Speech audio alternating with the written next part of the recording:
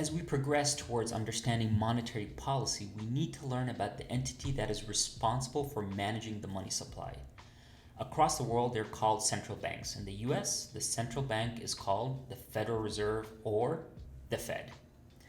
The Fed was established in 1913 and has three primary responsibilities: monetary policy, central banking, and banking regulation.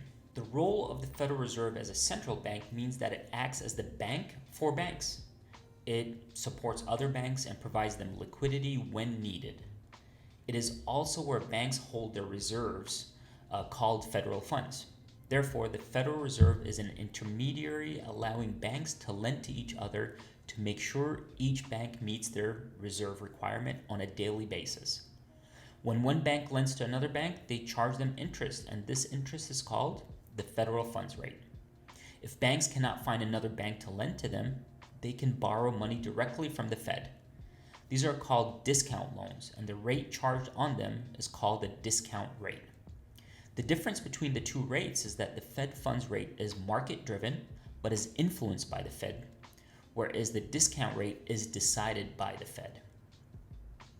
When we discuss monetary policy, we will discuss the details of how the Fed influences the Fed funds rate. As a regulator, the Federal Reserve oversees banks' behavior so that they are not undertaking too much risk. The structure of the Fed is important for us to understand. There are 12 geographic Federal Reserve banks and a Federal Reserve Board in Washington, D.C. Each of the banks is designed to act independently in a decentralized system. The system is then governed by the board. It is run by 7 members or governors that are nominated by the president and confirmed by the Senate.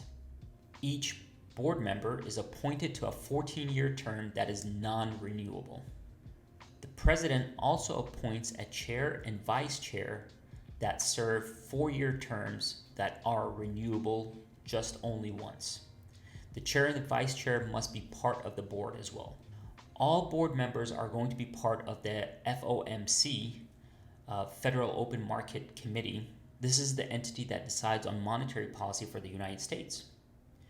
In the next series of videos, we will discuss the monetary policy tools that are available to the Federal Reserve and how monetary policy can help the economy continue along its long-run equilibrium and minimize the swings of a business cycle. And that's the objective of monetary policy. We now know the basic players in the game. Now we'll see what tools are available to the Federal Reserve. See you next class.